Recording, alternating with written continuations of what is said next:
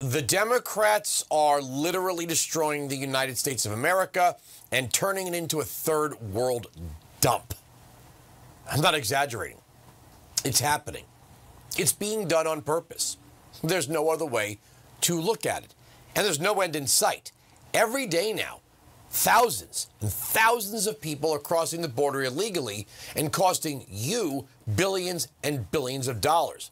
Monday was a record day. Now, while the migrant crisis slowed for a time after Title 42 expired in May, the problem is back in a big way. And now it's coming at another challenging time for a president running for re-election. 8,000 people. The media can't cover for Biden anymore. Oh, they'll try, but they can't hide this one.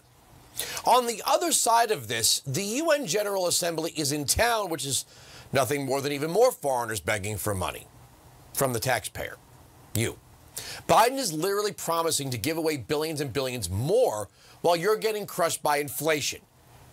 Just for fun, I guess, here's Biden having a hard time with words.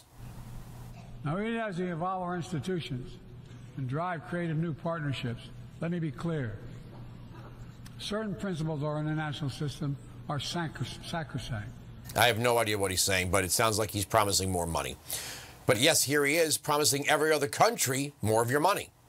Last year, I signed into law in the United States the largest investment ever anywhere in the history of the world to combat the climate crisis and help move the global economy toward a clean energy future.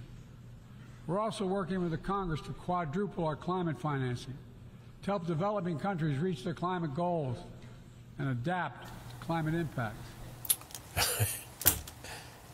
China must be laughing at us. I mean, as if we haven't done enough with foreign aid to third world developing nations. How long does it take them to develop?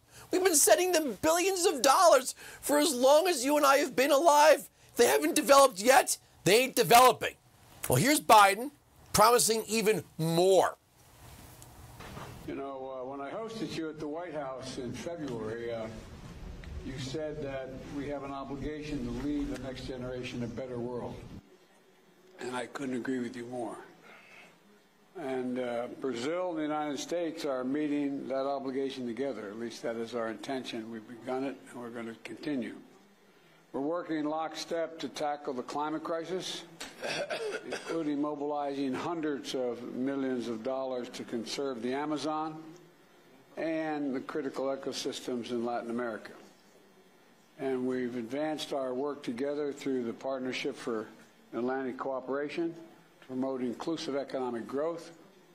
And the two largest democracies in the Western Hemisphere are standing up for human rights around the world and in the hemisphere. Wow, so Biden's operating the Brazilian Department of Forestry. So the third world countries are sending us all of their unemployable people. You know, their sad cases, their sad sacks, while we're sending them billions of dollars. We send the money, they send the people. How does that make any sense? Foreign aid is supposed to help people in their home countries, not when they come here. We send the money there, and the people are here, costing us billions of dollars. We're actually paying for them twice. And some of these foreign governments, I swear, like China, must be laughing at just how stupid we are. I wonder if they're taking time to visit with their people while they're here clogging up New York City. But high food prices, high gas prices, rising interest rates, all of this is making the possibility of another Trump presidency possible, should he win the nomination. After 7 years of calling Trump a fascist, a racist, a white supremacist, a sexist, a homophobe, and an anti-Semite, that's laughable. But after all of that, and on top of the endless indictments, guess what? Biden and Trump are polling even. Headline Yahoo News. Trump pulls even with Biden in Yahoo News YouGov poll. Quote, in last month's Yahoo News YouGov poll, President Biden led former President Donald Trump by a solid margin, 47-41, in a hypothetical Election Day matchup between the 2024 Democratic and Republican frontrunners. Before that, Biden had led Trump in every Yahoo News YouGov poll since February and in 10 of the 11 Yahoo News YouGov polls conducted this year. But over the summer, the last few weeks of summer, Biden's consistent advantage had evaporated amid growing concerns about his age and fitness for another term, as well as a long-shot impeachment push by House Republicans. Meanwhile, Trump appears to be gaining momentum despite the 91 criminal charges lodged against him since the start of 2023. According to the latest Yahoo News YouGov survey, which was in the field from September 14th to the 18th, Biden and Trump would now tie at 44% apiece among registered voters if the 2024 election were held today. Another 7% remain undecided, while 4% say they would not vote. Look at this graphic. You can see it. Look at that. Right now, neck and neck. And it goes on to say that independents who tend to swing elections one way or the other prefer Trump 45-36 on a hypothetical 2024 ballot. You know, millions of people who bought the anti-America First narratives are the ones who are suffering the most. And they know it. We have high crime, high prices, high homelessness. And the Democrats' priorities are illegal border jumpers and climate change. Just ask Janet Yellen.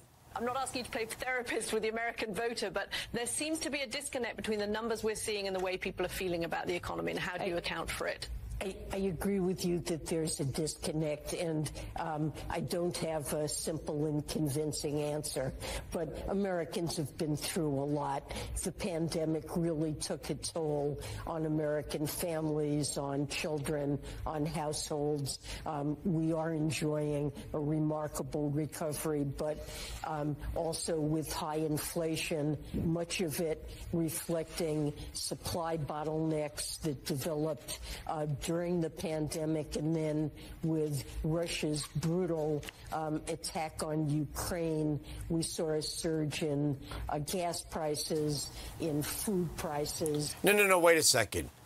Inflation and gas prices were rising before Russia invaded Ukraine.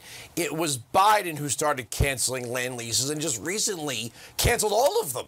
13 million acres taken off the ledger. What do you think that's going to do to gas prices? Everything that's happening right now, you can't blame it all on Russia. Everything that's happening right now is being done by decision.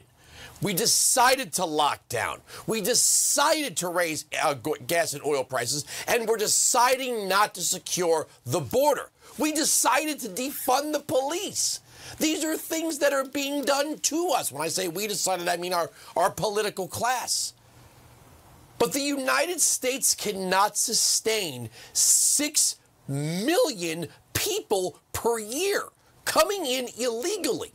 And think about it. Say, what are you blaming immigrants?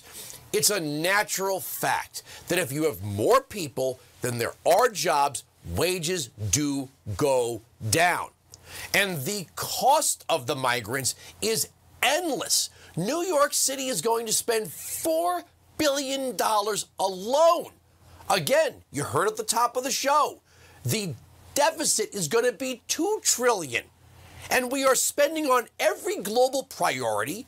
We are saving Ukraine. We're funding climate change around the world. We vaccinated the world. And now the entire world is flooding into the United States expecting free housing, free food, free health care, and free transportation that you are going to have to pay for. Where do you think the government gets the resources for all of this? And instead of saying, my God, we are literally wrecking the nation, the Democrats are telling us that they don't understand why there's a disconnect. What's wrong with you people? Don't you know how good it is out there? The Democrats are turning the United States into a third world S-hole. You cannot bring everything that is there to here without here becoming there. And you cannot get $1 of taxpayer-funded services when the government is giving out those services to millions and millions and millions of people. Adding on, adding on, adding on. You're going to work twice as hard to have half as much. This is going to be a third world country if the Democrats get their way. We're headed in that direction. It's real.